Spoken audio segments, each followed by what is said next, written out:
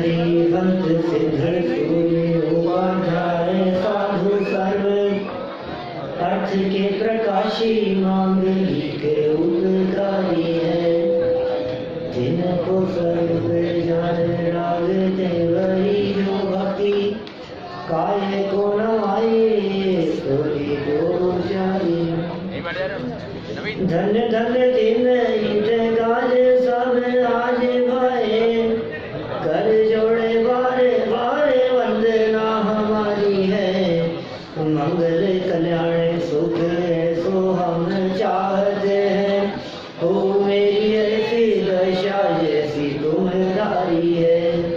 हो मेरी ऐसी दशा जैसी तुम्हारी है। हो मेरी ऐसी दशा जैसी तुम्हारी है। गौरझामर नगर में पंच कल्याणक प्रतिष्ठा महोत्सव आज संपन्नता की ओर है। आज अंतिम दिवस मोक्ष कल्याण का ये प्रसंग और हमारे प्रतिष्ठाचार्य बिल्कुल निर्विकल्प होकर विराजमान है। भगवान प्रतिष्ठित हो गए, प्रतिष्ठाचार्य द्वारा प्रतिष्ठा पूरी हो गई। विराजमान नहीं हुए, भगवान बन गए। मैंने पहले दिन गर्भ कल्याण के दिन बात कही थी आपसे। जयपुर से प्रतिमाएं भी आई है और गांव-गांव से हम लोग भी यहाँ प्रतिष्ठा में आए हैं। जो प्रतिमाएं यहाँ आई हैं वे 5 दिन इस प्रतिष्ठा पूर्वक भगवान बन जाएंगी। 5 दिन में हम भी कुछ बनेंगे कि नहीं बनेंगे? जो पाषाण की प्रतिमाएं थी वे पाषाण की प्रतिमाएं तो परमात्मा बन गई। हम भी कुछ बने या नहीं बने? कुछ तो बनना चाहिए, कुछ तो बदलना चाहिए। निर्माण हो गया आज नेमिनाथ स्वामी का। कितना समय बीता? 24 घंटे भी नहीं हुए अभी, और उस 24 घंटे में 700 वर्ष बीत गए। 300 वर्ष की उम्र में केवल ज्ञान हुआ था नेमिनाथ स्वामी को, और 700 वर्ष तक पूरे भारतवर्ष में समूह शरण सहित उनका विहार होता रहा। ऐसा स्वरूप होगा वो। कल थोड़ी बहुत समूह शरण की चर्चा की थी आपके बीच में कि 20-20 हजार सीढ़ियों की क्या जरूरत है पंडित जी साहब समूह शरण में? 20,000 सीढ़ियां। आधे लोग तो 20,000 का नाम सुनकर के जो पुरुषार्थहीन हो ना, वो जाए ही नहीं। सुन ले, 20,000 माने गिरनार पर्वत की 2 बार वंदना। 20,000 सीढ़ियां हैं समूह शरण में। एक व्यक्ति दूसरे को निमंत्रण देवे, चलो समूह शरण लगाए नेमिनाथ स्वामी का, और पृथ्वी से 5,000 धनुष ऊपर है, और चलो दिव्य ध्वनि सुनने के लिए। दूसरा पूछे कि ऊपर जाने की क्या व्यवस्था है? बोले सीढ़ियां हैं। बोले कितनी? बोले 20,000। बोले हम तो नहीं जा रहे। माने देखो, ये पुरुषार्थहीनों का काम नहीं है, ये पुरुषार्थियों का काम है भाई साहब। ये दिव्य ध्वनि सुनने का अवसर ये पुरुषार्थियों को मिलता है। उसे पता नहीं है, जिनके अंदर में वो पुरुषार्थ जागृत होता है और जो भावना पूर्वक समूह शरण की तरफ कदम बढ़ाते हैं, वे 20,000 सीढ़ियां 20 मिनट भी नहीं लगती है उनको, और वो यंत्र की तरह ऊपर चढ़ जाते हैं 20,000 सीढ़ी। ये चमत्कार है समूह शरण के। सब पैसा कमाने के लिए आए हुए हैं यहाँ। सबको ऐसा लगता है कुछ ना कुछ मिल जाएगा। कितना कितना चाहिए बोलो? आज अंतिम दिवस है, भगवान का मोक्ष हुआ है। इस खुशी में बांटना शुरू कर रहे हैं। अभी सबको बांट रहे थे। क्या चाहिए? कितना चाहिए बताओ? मैं करता हूँ व्यवस्था। कितना चाहिए मनीष जी? 1-8 करोड़ की कर दो। रुपए की बात कर रहा हूँ, रुपए की बात कर रहा हूँ। 1-8 करोड़ मिल जाए? 1 करोड़, लेकिन एक शर्त छोटी सी। 1 करोड़ रुपया दूंगा। एक छोटा सा काम करना पड़ेगा। हैं तैयार? कि बताओ तो बड़ी। हवाई जहाज से पूछ जाओ। बोलो कौन तैयार है? इधर से आवाज आ रही है, पंडित जी फिर दोगे किसको? अरे तुमने ये आगे पूछा क्यों नहीं कि हवाई जहाज से कूदने की कह रहे थे, तो हवाई जहाज खड़ा था या उड़ रहा था? मैंने ये कब कहा कि उड़ते हवाई जहाज से कूद जाना? और उड़ते से भी कूदने की बात होती तो आपने ये क्यों नहीं पूछा कि पैराशूट पहनकर कूदना है या ऐसे ही कूदना है? चले गए 1 करोड़ रुपया मुफ्त में। विश्वास नहीं होता हमारे को, हम पहले से ही मना कर देते हैं, पता नहीं क्या होने वाला है। ये पुरुषार्थहीन लोग होते हैं ना, इनके लिए चलनियां लगी हुई है, वहां फिल्टर लगे हुए हैं। समूह शरण में साक्षात तीर्थंकर परमात्मा की दिव्य ध्वनि सुनने के लिए वे जीव पहुंच पाएंगे जिनमें एक्चुअल में पात्रता होगी। ये आज मोक्ष कल्याण के प्रसंग पर वे पात्र जीव बैठे हुए हैं जिनमें सच में पात्रता है, बाकी तो सब उड़ गए। चले बाकी ये पात्रता की चर्चा है। 20,000 सीढ़ियां ऊपर चढ़ करके भी चले जावे, और फिर 8 भूमियां, सबसे पहले चैत्य प्रसाद भूमि, फिर खातिका भूमि, बावड़ियां हैं, लता भूमि, उपवन भूमि, कल्प वृक्ष भूमि, ये अलग अलग भूमियों को क्रॉस करते हुए 8वीं भूमि में जाए, तब जाकर के तीर्थंकर परमात्मा के दर्शन और दिव्य ध्वनि का लाभ प्राप्त होवे। और 8 भूमियों में अटक जाता है ये जीव। 7वीं नाट्यशालाएं चल रही है, रंगमंच चल रहे हैं, और मालूम क्या क्या आयोजन हो रहे हैं। बावड़ियों इतनी सुंदर सुंदर, अभी समय नहीं है मैं उसका वर्णन करके बतलाऊं तो आधे लोग तो कहे पड़ी कि हमें भी अवसर मिलेगा क्या देखने का? अनंत बार देख देख करके आया है समूह शरण में जाकर के, लेकिन इन्हीं सब बातों में अटक गया कि साहब इतना महान उपदेश साक्षात तीर्थंकर परमात्मा का, और उसको सुनने के लिए आने वाले जीवों को ये अटकाने के काम क्यों करते हैं? आखिर ये समूह शरण की रचना सौदर्भ इंद्र के निर्देशन में कुबेर द्वारा की गई ना, तो सौदर्भ इंद्र ने व्यवस्था में सुधार क्यों नहीं किया? ये समूह शरण की रचना ऐसी क्यों नहीं करते हो कि डायरेक्ट तीर्थंकर परमात्मा की दिव्य ध्वनि सुनने के लिए जीव चले जावे? ये बीच बीच में नाच गान और ये नौटंकी की क्या जरूरत है इन सब चीजों की? कि है जरूरत योग्य जीव पहुंच पाए, रुचिवान जीव पहुंच पाए, भाग्यशाली जीव पहुंच पाए, नहीं तो क्या होगा? वहां जाकर के भी खटपट करेंगे। हमारे यहाँ समूह शरण में भी इस पंच कल्याण प्रतिष्ठा महोत्सव में भी विभिन्न रुचि वाले जीव हैं। ये सबको ये वाणी सुनने का अवसर और लाभ प्राप्त हुए, ऐसी पात्रता सब में नहीं है। अनेक जीव व्यवस्था की रुचि वाले हैं, कोई आवास व्यवस्था रुचि वाले हैं, कोई भोजन व्यवस्था रुचि वाले हैं, कोई यातायात व्यवस्था रुचि वाले हैं, कोई आने जाने वालों की व्यवस्था में रुचि रखने वाले हैं, कोई पांडाल व्यवस्था की रुचि रखने वाले हैं, कोई प्रतिष्ठा की व्यवस्थाओं में रुचि रखने वाले हैं कि आपका प्रवचन शुरू हुआ, अब हम थोड़ा सा रेस्ट कर लेते हैं पीछे जाकर, फिर जब आपका प्रवचन हो जाएगा फिर हमारा काम दोबारा शुरू होगा यहाँ व्यवस्थाओं क्यों? तो समूह शरण में भी इस तरह के जीव पहुंचते होंगे, अलग अलग प्रकार की रुचि वाले।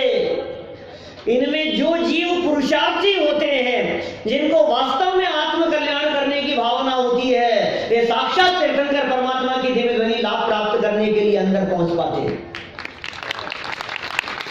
जिनमें पात्रता है, भव्य जीव ही जाते हैं वहां, अभव्य जीवों का प्रवेश नहीं है, भव्य जीव ही जा पाते हैं। क्या बोलते होंगे तीर्थंकर परमात्मा, कैसी दिव्य वाणी कीर्ति होगी उनकी। 700 वर्ष का काल चल रहा है, अभी मोक्ष होने वाला है। 700 वर्ष तक, 700 वर्ष हमें आज यहां हम बैठे हैं तो हमें ऐसे लगता है कि काश तीर्थंकर परमात्मा होते, काश समूह शरण लगा हुआ होता, हम भी कहाँ पंचम काल में आ गए। और कभी कभी जब मैं विदेश क्षेत्र की रचनाओं की चर्चा करता हूँ, ज्योग्राफी की जब चर्चा करता हूँ, और मैं किसी दिन कह दूं कि आज शाम को हम विदेश क्षेत्र की चर्चा करेंगे, वहां ले चलेंगे, तो संख्या डबल हो जाती है भाई सब आने वालों की। ऐसा लगता है विदेश क्षेत्र ले चलेंगे। मैंने विदेश क्षेत्र सबको जाना है, क्यों जाना है भाई साहब विदेश क्षेत्र? अरे तीर्थंकर परमात्मा है, दिव्य ध्वनि है, समूह शरण है, लाभ मिलेगा। अरे नहीं लेते हैं लाभ, अभागे जीवों को लाभ नहीं मिलता है, भाग्यशाली जीव लाभ ले पाते हैं। वो रुचि कहां से लाओगे, वो पुरुषार्थ की उग्रता कहां से लाओगे सुनने के लिए, वो परिणाम कहां से लेकर के आओगे? वो परिणाम नहीं बनते हैं जीव के। 700 वर्ष तक, कल्पना करो जरा, 700 वर्ष तक नेमिनाथ भगवान का समूह शरण आपके पूरे जीवन काल के लिए यदि गुजरात में, गिरनार में, दक्षिण भारत में कहीं लगा हुआ हो, आप लोग यहाँ बुंदेलखंड की धरती को छोड़कर, अपने व्यापार बिजनेस को छोड़कर कौन कौन वहां जाकर के दिव्य ध्वनि सुनने के लिए जाकर के बैठोगे? बोलो सुधीर जी भाई साहब। चले आएंगे, कभी यात्रा जाते हैं ऐसे 2-5 दिन के लिए चले गए, और क्या लेना देना है, दुकानदारी थोड़ी ना छूटती है हमारे से। भाई साहब, ये जो शिक्षण शिविरों की परंपरा गुरुदेव श्री के माध्यम से चली, ये समूह शरण की रचनाएं हैं। यहाँ विद्वानों के माध्यम से दिव्य ध्वनि का मर्म समझाया जाता है। ये समूह शरण से कम नहीं है धर्म सभाएं। कितने निमंत्रण यहाँ से दिए गए आपको, बोलो उस निमंत्रण में जाकर विद्वानों की दिव्य वाणी का लाभ लेने के लिए कौन कौन तैयार हैं आप तैयार? इसके बाद आयोजन यहाँ से आगे कहाँ हो रहा है? एक आयोजन हमारे जयपुर में हो रहा है, शिविर लग रहा है। एक आयोजन द्रोणगिरी के अंदर हो रहा है। कौन कौन जाएगा यहाँ से सब छोड़ करके वहां? उसके बाद आयोजन कहाँ है? उसके बाद आयोजन कहाँ है? साल साल भर आगे के कार्यक्रम नक्की रहते हैं, लेकिन किसको फुर्सत है? शायद मुझे लगता है भगवान जब साक्षात विराजमान होते होंगे, चाहे सिमंदर भगवान की बात कर लो, सिमंदर भगवान विदेश क्षेत्र में साक्षात विराजमान है, कितने जीव जाकर के सुनते होंगे? पंडित जी साहब बोलो, आप तो कर्णामी योग के विद्वान है अच्छे, कितने लोग सुनते होंगे? बिजनेस भी करते हैं, काम धाम भी करते हैं, खाना पीना भी होता है। और दिव्य ध्वनि कितने टाइम चलती है दिन भर में? 7 घंटा 12 मिनट। 24 घंटे में से 7 घंटा 12 मिनट, 3 समय यदि दिव्य ध्वनि खिले तो 7 घंटा 12 मिनट, और 4 समय यदि दिव्य ध्वनि हो तो 9 घंटा 36 मिनट पर डे। रोजाना 9 घंटा 36 मिनट तीर्थंकर परमात्माओं की दिव्य ध्वनि चल रही है। 9.5 घंटा दिन भर में। बिजनेस कब करते होंगे? खाते पीते कब होंगे? भोजन दिन में ही बनाते होंगे और दिन में ही करते होंगे। और इतने समय यदि तीर्थंकर परमात्मा की दिव्य ध्वनि सुनने के लिए, माने प्रवचन, दिव्य ध्वनि प्रकृष्ट वचन है उनके, यदि प्रवचन सुनने के लिए 9.5 घंटे का काल दिया है, तो पूजन करने के लिए कितना काल मिलता होगा उनको? कितनी देर पूजन कर पाते होंगे? 9-9, 10-10 घंटा प्रवचन सुनने वाले 8-8 घंटा प्रवचन सुन रहे हैं, दिव्य वाणी गिर रही है, और मुश्किल से आध घंटा भी पूजन करने को नहीं मिलता होगा।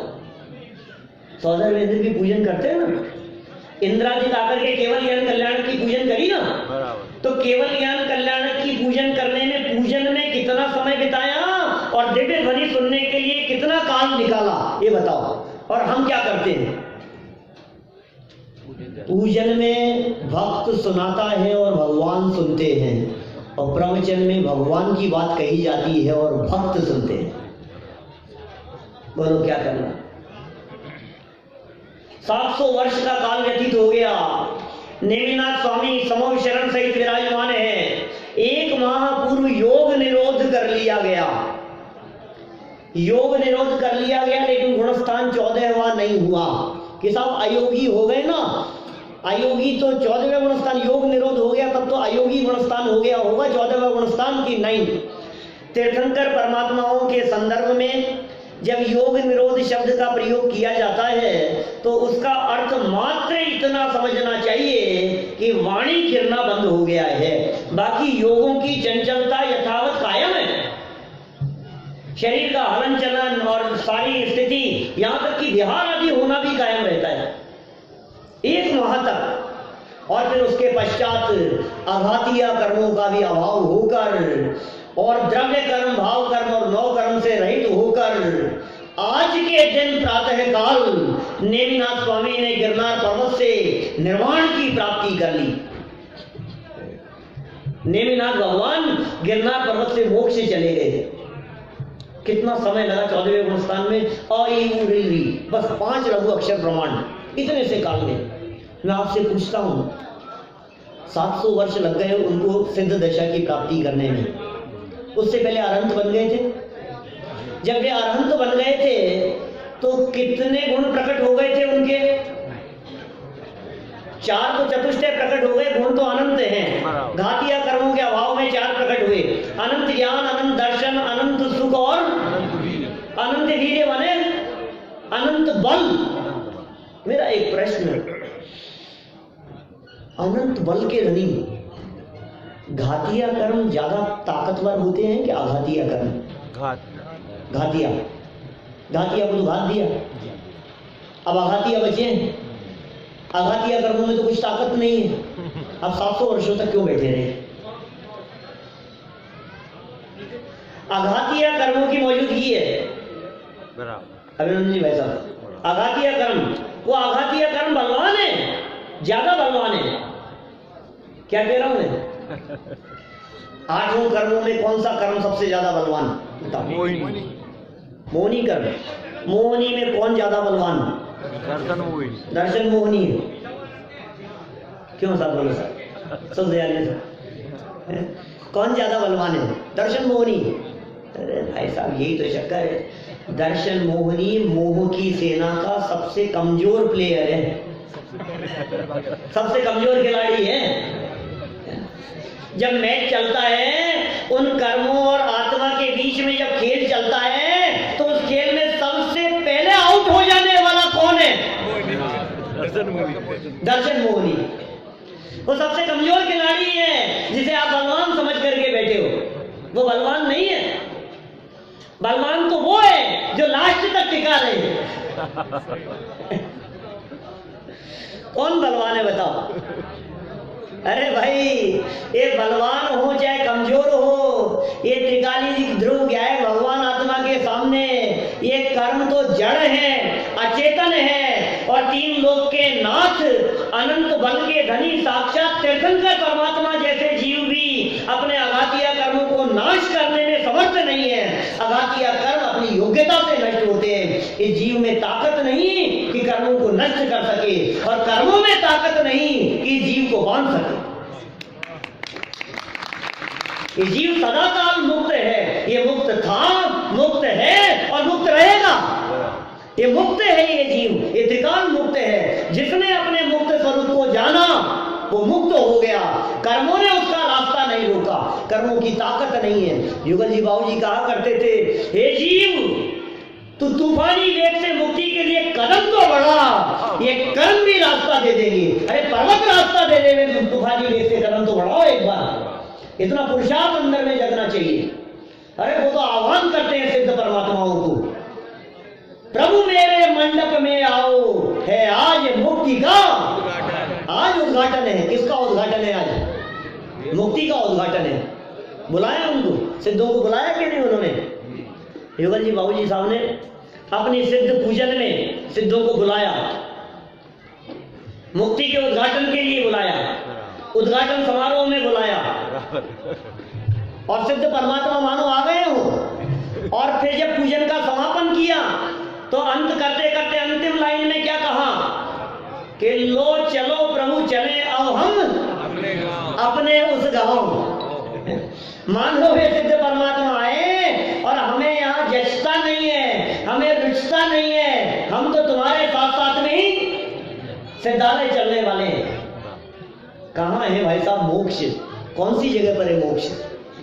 सम श्रेणी में जाकर के विराजमान हुए नेमिनाथ स्वामी, गिरनार पर्वत पर विराजमान थे। आत्म स्वरूप में तल्लीन तो सदा काल थे ही, अनंत सुख के धनी तो थे ही। अब अव्ययवाद भी प्रकट हो गया है, 4 अघातिया कर्म भी क्षय हो गए हैं। द्रव्य कर्म, भाव कर्म और 9 कर्म से सदा सदा के लिए वे रहित हो गए हैं। शरीर का अभाव हो गया है। टोडरमल जी साहब एक एक कर्म के अभाव से प्रकट होने वाली परिस्थिति का चित्रण करते हुए सिद्ध परमात्मा के अनंत अनंत अनंत अनंत सुख का वर्णन करते हैं। कैसा होगा अनंत सुख सिद्ध परमात्मा का? अंदाजा है आपको कैसा सुख होता होगा भाई? उन सिद्ध परमात्मा का किस प्रकार का सुख होता होगा? कल्पना करो आप। अच्छा छोड़ो सिद्धों के सुख की बात, उसका तो वर्णन ज्यादा मिलता नहीं है। इंद्रों के सुख की चर्चा तो मिलती है। अरे चक्रवर्तियों का सुख तो सुना है, कितना चक्रवर्तियों का सुख, कितना वैभव चक्रवर्तियों का। सुनो, एक चक्रवर्ती के पूरी लाइफ के सुख को इकट्ठा करो, ठीक है? फिर चक्रवर्ती कितने होते हैं? 12। 12 चक्रवर्तियों के सबके सुख को इकट्ठा करो। फिर इतना नहीं, आज तक भूतकाल में जितने चक्रवर्ती हुए हैं सबके सुख को इकट्ठा करो। भविष्य में जितने चक्रवर्ती होंगे उनके सुख को इकट्ठा करो। फिर जितने भूतकाल में नारायण, प्रतिनारायण, बलभद्र आदि महापुरुष हो चुके हैं सबके सुखों को इकट्ठा करो। जितने स्वर्ग के इंद्र, हेमेंद्र आदि हैं उन सबके सुखों को इकट्ठा करो। जितने भोग भूमि के असंख्यात जीव हैं उन सबके सुखों को इकट्ठा करो, भूत, वर्तमान और भविष्य के। और इन सब पुण्यशाली जीवों के, अनादि अनंत जीवों के सबके सुखों को इकट्ठा करो। और इकट्ठा करने के बाद उससे भी अनंत गुना विलक्षण जाति का सुख सिद्ध परमात्मा एक समय में भोगते हैं। विलक्षण जाति का, समझ ना, क्योंकि ये तो इंद्रिय जन्य जाति है। क्या ये जिन सुखों की चर्चा की है ये तो इंद्रिय जाति का है और वो अतीन्द्रिय जाति का है। टोडरमल जी साहब ने मोक्ष मार्ग प्रकाशक में जहाँ 7 तत्व संबंधी भूल का प्रकरण दिया, वहां मोक्ष तत्व संबंधी भूल की चर्चा करते हुए बहुत मार्मिक बिंदु दिया। उन्होंने कहा कि यह जीव स्वर्गाधिक से अनंत गुना सुख मोक्ष में मानता है। तो स्वर्ग से अनंत गुना सुख मोक्ष में है या नहीं? विलक्षण, विलक्षण है भाई साहब। ये टोडरमल जी की बारीक दृष्टि है। स्वर्ग से अनंत गुना सुख मोक्ष में। अभी यदि मैं सभा में जनरल पूछता ना कि साहब स्वर्ग से 100 गुना सुख मोक्ष में, फिर कहता 1000 गुना, लाख गुना, फिर मैं कहता स्वर्ग से अनंत गुना सुख मोक्ष में है, तो तुम कहते हाँ ठीक है। नहीं है। फिर मेरा प्रश्न, स्वर्ग में सुख कितना है? हमारे बहुत सारे साथी जो संस्कृत कॉलेज में पढ़ते हैं अपने, वो लोग ये कहते हैं, पंडित जी आप लोग पुण्य को हे ही कहते हो, पुण्य को हे ही कहते हो, पाप से तो भला है ना। हमेशा ऐसा तर्क करते हैं हमारे दूसरे जो विद्वान है ना। जब कभी साथ में बैठना होता है तो क्या कहते हैं पंडित जी साहब, पाप से तो भला है, पाप से तो भला है, थोड़ा तो अच्छा कहो। तो हम उनसे कहते हैं कि चलो पाप से कितना अच्छा कहें? बोले पाप से तो कम से कम 10 गुना अच्छा है। तो हम कहते हैं 10 गुना नहीं 100 गुना अच्छा है, तब तो ठीक है। क्या हाँ, पाप से तो पुण्य को अनंत गुना अच्छा कह दें? अरे यार आप ऐसा कह दो तो बड़ी अच्छी बात है कि मान लो पाप से पुण्य 1000 गुना, लाख गुना अच्छा है। अब हमारा प्रश्न ये है कि पाप कितना अच्छा है? तभी तो गुणा करोगे, बना कैसे करो, तभी तो गुणा करोगे। पाप तो बिल्कुल अच्छा नहीं है। माने पाप कितना अच्छा है? बोले 0। तो हमने कहा इससे लाख गुना अच्छा है पुण्य, गुना करो इससे। 0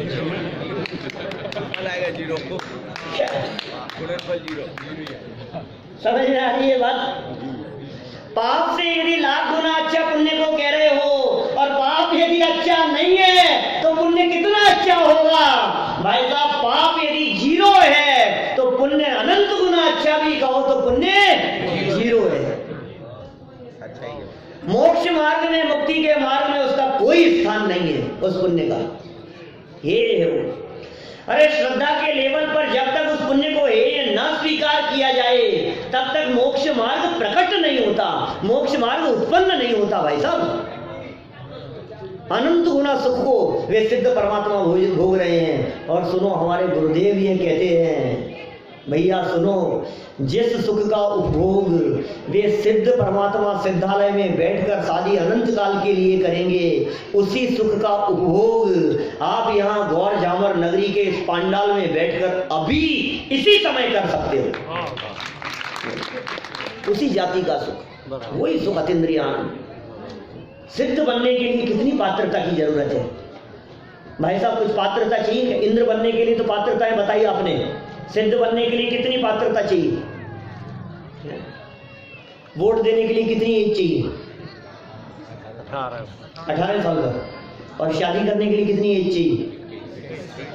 21 साल। 8 साल की उम्र में करवा देते हैं हम यहाँ पे मुक्ति वधू से।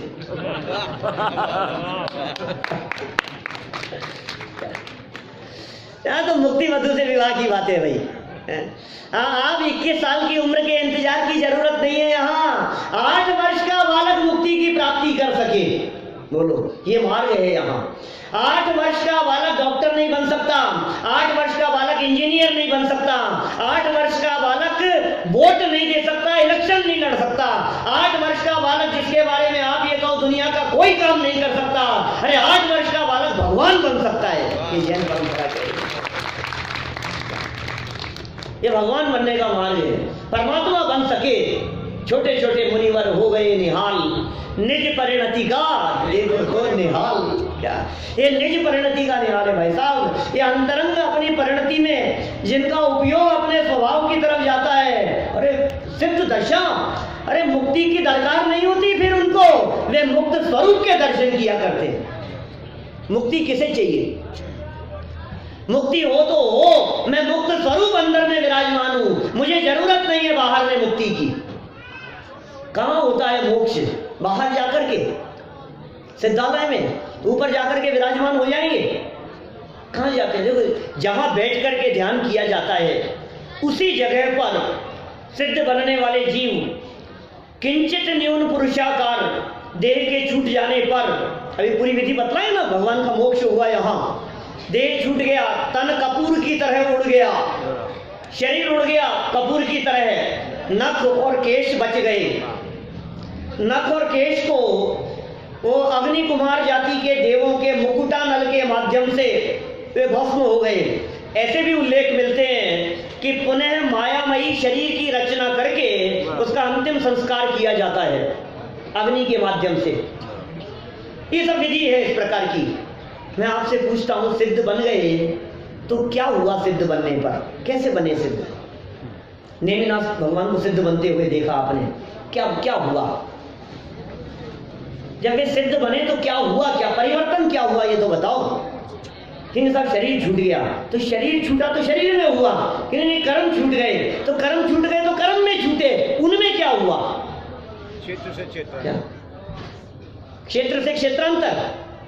सिद्ध भगवान क्षेत्रांतर होने पर होते हैं कि सिद्ध भगवान यहाँ होते हैं? मेरा प्रश्न, सिद्ध भगवान मध्य लोक में होते हैं या सिद्ध भगवान ऊर्ध्व लोक में, लोक के अग्रभाग में होते हैं? पंडित जी साहब, मध्य लोक में होते हैं। मध्य लोक में कि मध्य प्रदेश में?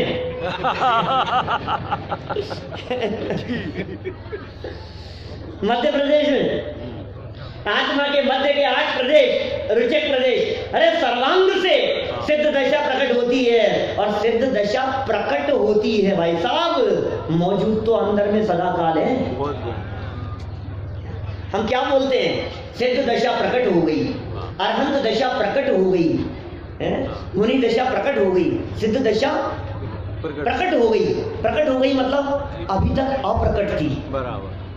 अभी तक जो दशा अप्रकट थी वो दशा प्रकट हो गई।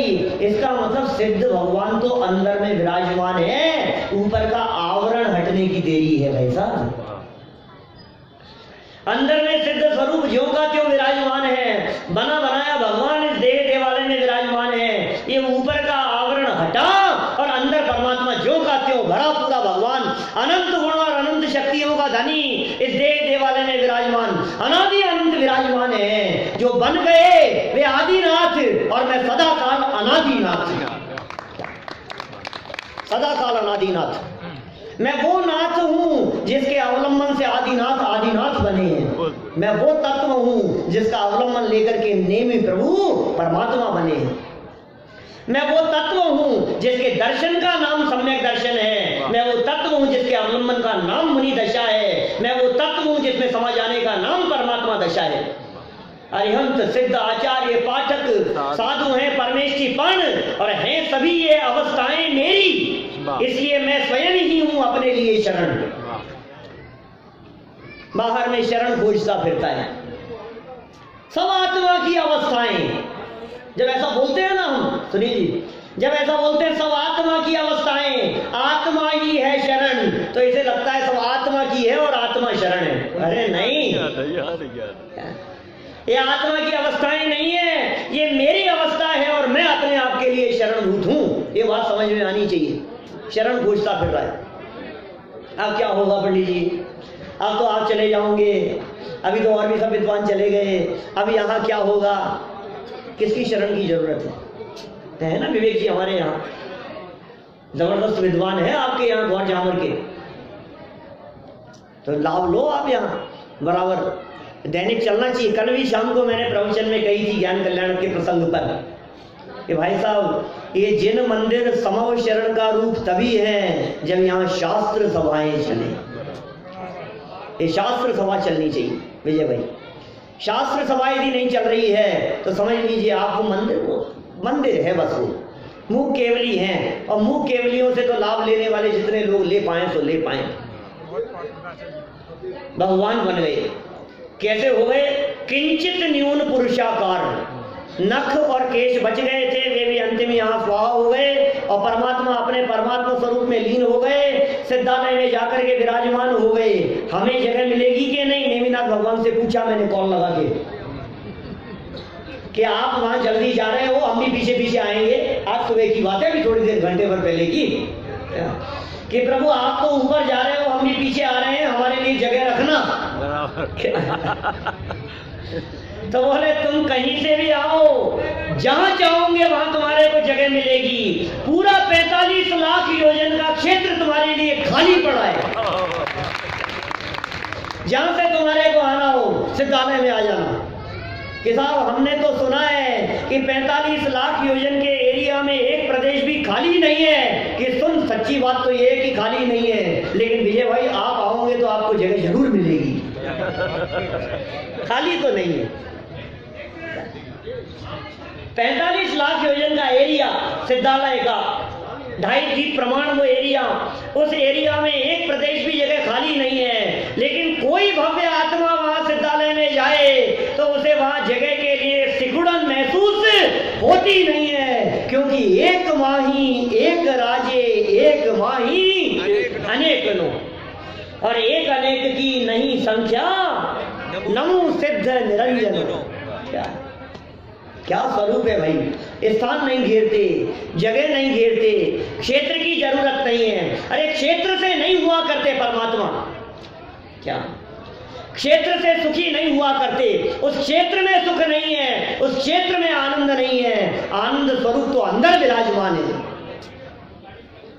अंदर के दर्शन करें तो परमात्मा बनता है, वहां जाकर के थोड़ी ना होता है। शिखर जी से कितने जीवों ने निर्वाण की प्राप्ति करी। यदि हम भरत क्षेत्र की बात करें तो भरत क्षेत्र में सम्मित शिखर जी एक ऐसा क्षेत्र है जिस क्षेत्र से सर्वाधिक जीवों ने सिद्धत्व की प्राप्ति की, आज तक अनादिकाल से अनंत काल तक करते रहेंगे। वो एक ऐसा एरिया है, इसे अक्षय अनंत। इसलिए भाई साहब ऐसी है स्थिति कि वो सिद्ध क्षेत्र सम्मित शिखर जी के जब वंदन किए जाते हैं तो जो भावपूर्वक वंदन करते हैं उनको फिर नरक तिरंज नहीं मिलता। एक बार तो ऐसा हुआ, अभी शिखर जी हमारा आयोजन था ना 50वां स्वर्ण जयंती महोत्सव का। एक सज्जन मिले और वहां नीचे उतर करके कुछ चाट की दुकान पर कुछ खाने लगे। मैंने कहा भाई साहब क्या कर रहे हो आप, अभी तो वंदना करके आए हो, क्या नरक जाने की तैयारी है? मेरे से तुरंत पलट करके क्या बोले कि पंडित जी आपको इतना भी नहीं पता, एक बार वंदे जो कोई।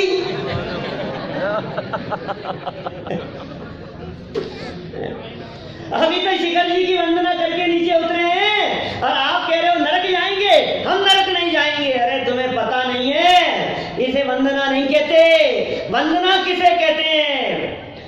सम्मेद शिखर जी पर्वत पर जाकर मस्तक ऊपर करके देखे और अनंत अनंत सिद्ध परमात्मा जिसे नजर आवे, और उन सिद्ध परमात्माओं को देखकर उनको दृष्टि में लेकर जिसे सिद्ध स्वरूप दिखाई देवे, और जिसे सिद्ध स्वरूप दिखाई देवे फिर हो गई सम्यक दर्शन की प्राप्ति, और जिसे हो गया सम्यक्त्व ताही नरक पशुगति नहीं हुई।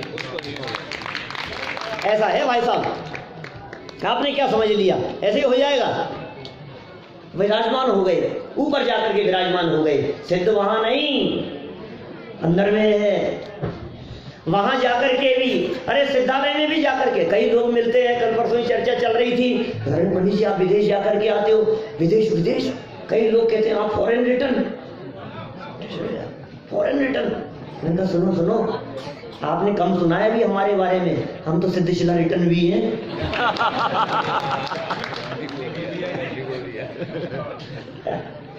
रिटर्न होने में कुछ दम नहीं है क्या?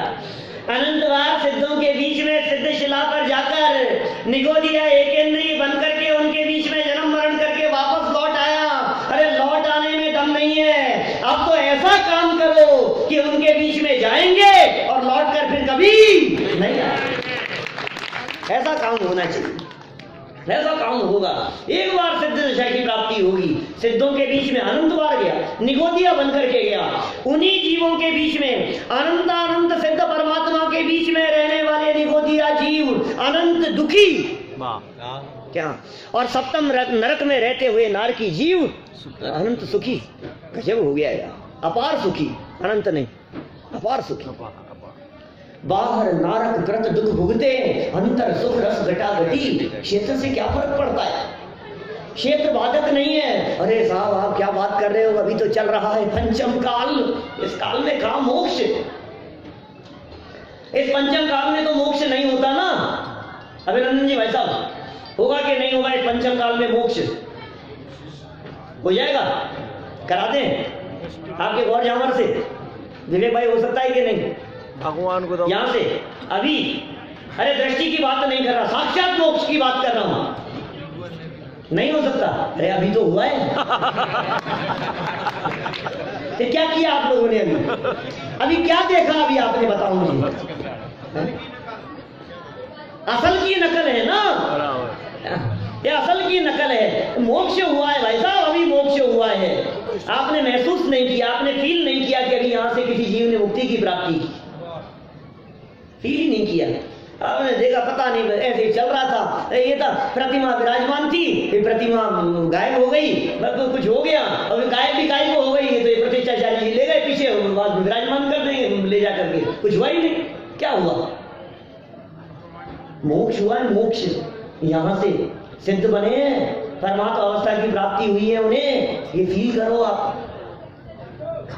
इतना ही नहीं, अरे भाई कोई विदेश क्षेत्र के जीव वर्तमान में यदि वहां बैठकर तपस्चरण कर रहे हो महामुनिराज, पूर्व भव का बैरी यदि उन्हें उठाकर उपसर्ग के काल में यहाँ ले आए और वे अपने स्वरूप से विचलित न हुए, तो यहाँ बैठे बैठे अभी इस पांडाल से मोक्ष हो सकता है, अभी पंचम काल से मोक्ष हो सकता है।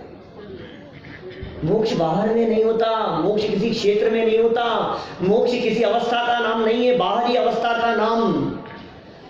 मोक्ष तो अंतरंग पुरुषार्थ का नाम है, अपने स्वरूप में लीन होने का नाम है। न उसके लिए क्षेत्र बाधक होता है, न उसके लिए काल बाधक होता है। एक क्षेत्र और काल की मर्यादा तो कह दी गई है। पंचम काल में मोक्ष हुआ कि नहीं? मैं 10-20 नाम तो मैं बता सकता हूं आपको जिनको पंचम काल से मोक्ष हो गया है। इंद्रभूति गौतम कौन से काल में मोक्ष गए बताओ? सुधर्म स्वामी कौन से काल में मोक्ष गए? जम्मू स्वामी कौन से काल में मोक्ष गए? सब पंचम काल में मोक्ष जाने वाले।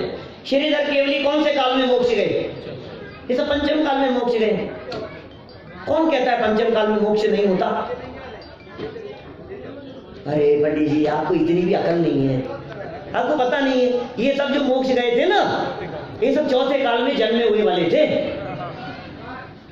कोई बात नहीं, जन्मे हुए वाले पंचम में क्यों चले गए कि पंडित जी आपको पता नहीं, हुंडा और सर्पनी चल रहा है इसलिए चले गए। तो मैंने कहा भैया यही तो मैं कह रहा हूं, हुंडा और सर्पनी चल रहा है।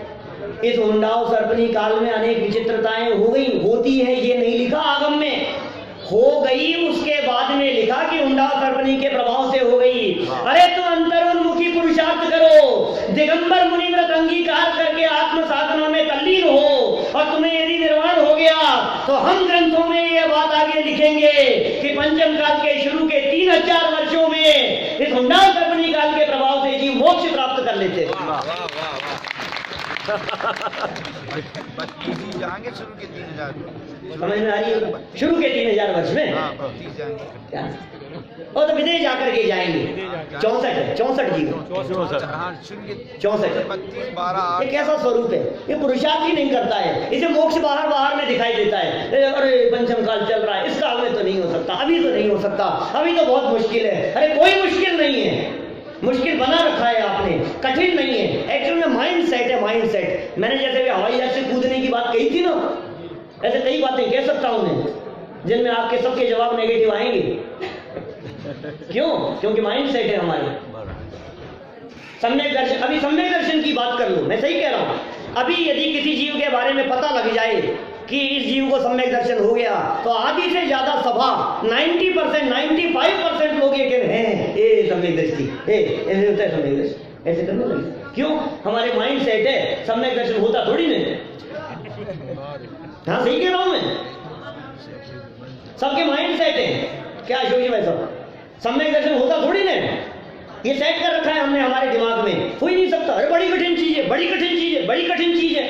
अरे वो शेर के जीव को हो गया, वो मेंढक के जीव को हो गया, असंख्यात तिर्यंचियों को सम्यक दर्शन की प्राप्ति है, पंचम गुण स्थानवर्ती है, असंख्यात नारकियों को है, और तुम कह रहे हो नहीं सकते, बड़ा कठिन है, बड़ा कठिन है। कैसा कठिन है बताओ मेरे को, कैसा कठिन है? और 2 मुनिराजों ने उपदेश दिया और सम्यक दर्शन हो गया। अरे पंच कल्याणक दर्शन जो सम्यक दर्शन में निमित्त कहा गया है, आखिर क्या है ये पंच कल्याणक में ऐसा जो सम्यक दर्शन का निमित्त बनता होगा? बोलो। गर्भ कल्याणक के दृश्य, कि जन्म कल्याणक के मेरु पर्वत पर स्नान, उसे देख करके होता होगा। दीक्षा कल्याणक के प्रसंग को देख के सम्यक दर्शन होता होगा। कैसे सम्यक दर्शन में निमित्त बनता है? आखिर इस पंच कल्याणक प्रतिष्ठा महोत्सव जो पिछले 6 दिन से हम यहाँ मना रहे हैं, मेरा प्रश्न ये है, इसमें आखिर वो कौन सा दृश्य ऐसा आपको दिखाई दिया जिस दृश्य को देख करके आप ये कह सकते हो कि ये सम्यक दर्शन का साक्षात कारण है? बताओ। इस दृष्टि से देखा ही नहीं ना कि सम्यक दर्शन लेना है, अब दिखाई नहीं। अब तो वैसा ही हो गया, कल पंडित जी बता रहे थे वो बनारसी दास जी दिखे नहीं। नहीं, राजन पंडित जी कह रहे थे ना, वो दिखे ही नहीं तुम्हारे, आपको वो दृश्य दिखाई नहीं। अरे वो जो क्लाइमेक्स टाइम जो था, सम्यक दर्शन प्राप्ति का जो क्षण था, जिस क्षण में सम्यक दर्शन की प्राप्ति हो सकती थी, जो सम्यक दर्शन की प्राप्ति का निमित्त कारण था, वो पता नहीं कहां ओझल हो गया इस पूरी भाग दौड़ में, इंद्र सभाओं में, राज सभाओं में, नाच गान में, नृत्य गान में, आयोजनों में, है जुलूसों में, बारात निकालने में। वो क्षण पता नहीं कहां गायब हो गया। हम इतने व्यस्त हो गए कि वो क्षण निकल गया। कौन सा क्षण था वो? केवल ज्ञान हो जाने पर दिव्य ध्वनि का प्रसारण। आखिर सम्यक दर्शन की प्राप्ति तो 5 लब्धियों पूर्वक ही होती है। जब भी सम्यक दर्शन की प्राप्ति होगी 5 लब्धियों पूर्वक ही होगी, और 5 लब्धियों में से क्षयोपशम लब्धि हो चाहे विशुद्धि, प्रायोग्य हो चाहे करण, अपने अंदर में ही होगी ना, एक देशना को छोड़कर। देशना बाहरी निमित्त है सम्यक दर्शन की प्राप्ति में। इस पंच कल्याण प्रतिष्ठा महोत्सव में जब भगवान को केवल ज्ञान की प्राप्ति होती है और दिव्य ध्वनि खिलना प्रारंभ होता है, तो वो दिव्य ध्वनि का श्रवण ये देशना लब्धि रूप परम उत्कृष्ट निमित्त बनता है सम्यक दर्शन की प्राप्ति का। ये सम्यक दर्शन में निमित्त बनेगा। क्या विषय चलता होगा, 4 समय दिव्य ध्वनि चलती है, क्या उपदेश होता होगा, क्या बातें करते होंगे समूह शरण में बैठ करके। मेरे गीत गाए जाते हैं, मेरे गीत गाए जाते हैं प्रभु, किसी और की चर्चाएं नहीं चलती है। इसलिए मत करो इधर उधर की चर्चाएं और दृष्टि केंद्रित करो। भगवान को सुनाओ कम और भगवान की सुनो ज्यादा। भगवान क्या सुनाना चाह रहे हैं, भगवान ने क्या बात कही है, भगवान की वाणी में क्या बात आई है, ये जनवाणी माँ हमारे को क्या बात कह रही है, उसे समझने का प्रयास करो। फिर मुक्ति बाहर में नहीं दिखेगी, फिर मुक्ति अंदर में दिखेगी। मोक्ष बाहर की कोई मंजिल नहीं। खत्म करता हूं बस लाइनें कह करके। मोक्ष बाहर की कोई मंजिल नहीं, द्वार उसका आपके भीतर खुला है। भाई साहब, मोक्ष बाहर में नहीं है, उसका द्वार आपके भीतर खुला है। मोक्ष बाहर की कोई मंजिल नहीं, द्वार उसका आपके भीतर खुला है। तो क्या करें भाई साहब? बाहरी घुड़दौड़ को सब रोक दो और भीतर देख लो क्या सिलसिला है। व्यर्थ ना इसको गवाओ इस कदर, बड़ी मुश्किल से ये मानव तन मिला है। तो क्या करें? डूब कर अपने में खुद को जान लो, जैन दर्शन की यही तो एक कला है। जैन दर्शन की यही तो एक कला है। व्यर्थ ना इसको गवाओ इस कदर, बड़ी मुश्किल से ये मानव तन मिला है। और मोक्ष बाहर की कोई मंजिल नहीं, द्वार उसका आपके अपने भीतर खुला है। आज मोक्ष कल्याण के प्रसंग पर हम सभी के जीवन में वो द्रव्य मोक्ष तो जब होगा तब होगा, ये दृष्टि मोक्ष अवस्था की प्राप्ति शीघ्रातिशीघ्र हो, इसी भावना से बात करें।